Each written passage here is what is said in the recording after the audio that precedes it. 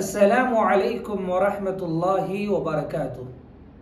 الحمد للہ رب العالمین والصلاة والسلام علی رسولہ الکریم، اما بعد، اعوذ باللہ من الشیطان الرجیم، بسم اللہ الرحمن الرحیم، ربی زدنی علما۔ عزیز بھائیوں اور پیاری بہنوں، اللہ رب العالمین نے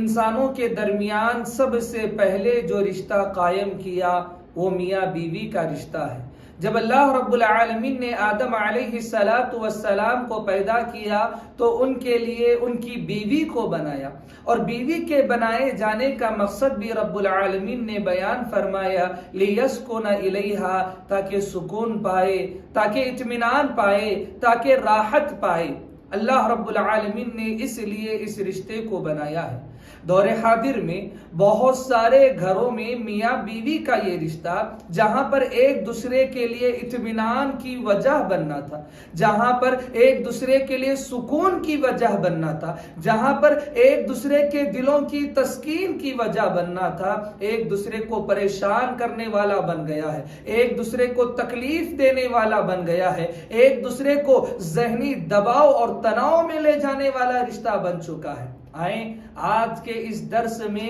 ہم بیویوں کے اوپر شوہر کا کیا حق ہے اس بات کو جانیں گے،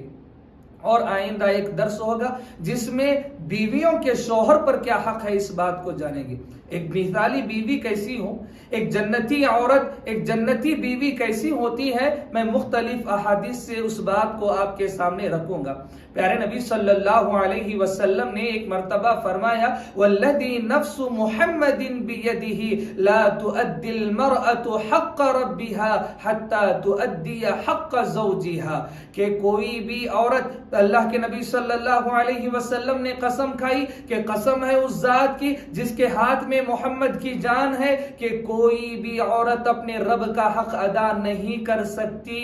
جب تک کہ وہ اپنے شوہر کا حق ادا نہ کرے۔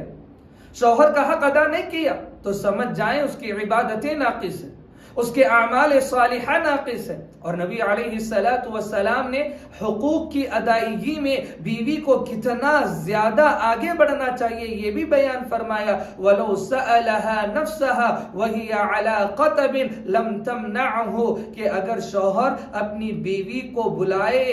اس موقع پر جبکہ بیوی کجاوے کے پیٹھ پر بیٹھی ہوئی ہے، اپنی ضرورت کو پورا کرنے کے لیے بلائے تو بیوی اپنے جسم کو شوہر کے حوالے کر دے،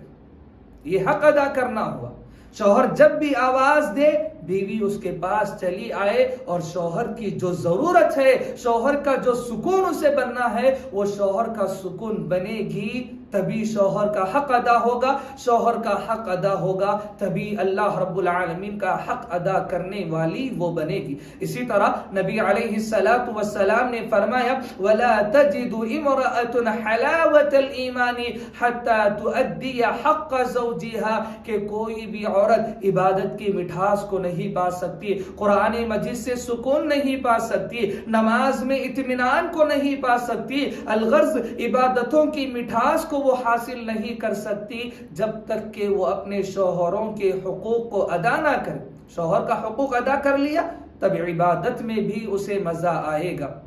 اسی طرح ایک مرتبہ نبی علیہ السلام کے پاس ایک خاتون آئی تو آپ نے اس خاتون سے پوچھا کہ تمہارا رویہ تمہارے شوہر کے ساتھ کیسا ہے؟ اس عورت نے کہا کہ میں اپنے شوہر کی خدمت میں کوئی کسر باقی نہیں رکھتی، مگر یہ کہ جو میرے بس میں نہ ہو وہ میں اپنے شوہر کے لیے نہیں کر سکتی۔ نبی صلی اللہ علیہ وسلم نے اس عورت کو نصیحت کرتے ہوئے کہا تھا، فانظری این انت منہ، کہ تم اس بات کو ضرور دیکھ لینا کہ شوہر کی نظر میں تمہارا کیا مقام ہے، شوہر تمہیں کتنی حیثیت دیتا ہے، کیونکہ تمہارا شوہر تمہارے لیے جنت بھی بن سکتا ہے، اور تمہارا شوہر تمہارے لیے جنت بھی جہنم بھی بن سکتا ہے۔ کوئی عورت یہ سمجھے میں نماز پڑھ لی، میں روزے رکھ لی، میں قرآن مجید کی تلاوت کر لی، میں صدقہ بھی کر لی تو جنت میں چلی جاؤں گی، اور اپنے شوہر کو ناراض کرتی ہے، اپنے شوہر کو تکلیف دیتی ہے، تو وہ عورت جان لے کہ وہ جنت میں نہیں جا سکتی جب تک کہ اس کا شوہر اس سے راضی اور خوش نہ ہو جائے۔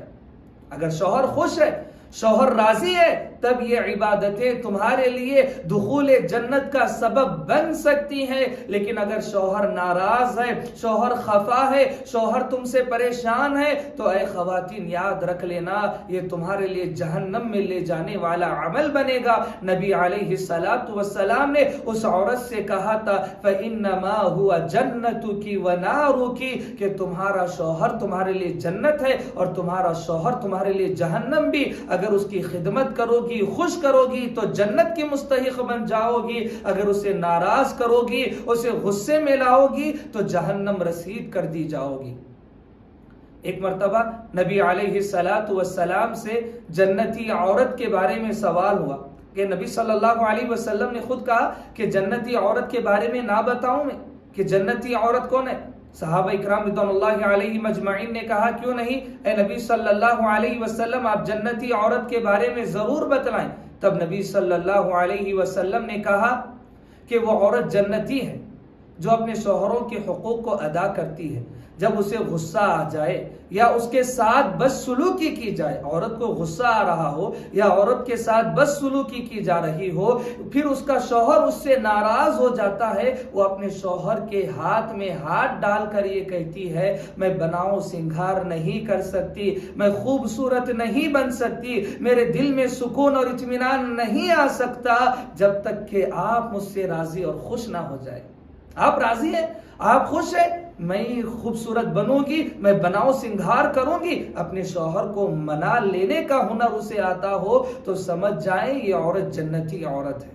یہ عورت جنت میں جانے والی عورت ہے۔ اسی طرح نبی صلی اللہ علیہ وسلم سے سوال ہوا کہ اے نبی صلی اللہ علیہ وسلم عورتوں میں سب سے بہترین عورت کون ہے؟ تب نبی صلی اللہ علیہ وسلم نے کہا کہ وہ عورت سب سے بہترین ہے جب شوہر اسے دیکھے تو اپنے شوہر کو خوش کر دے،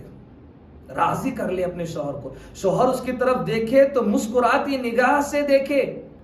اور اسی طرح شوہر جب کسی بات کے کرنے کو کہے تو وہ عورت کر گزرے اس کی بات کی اطاعت اور فرما برداری کرے،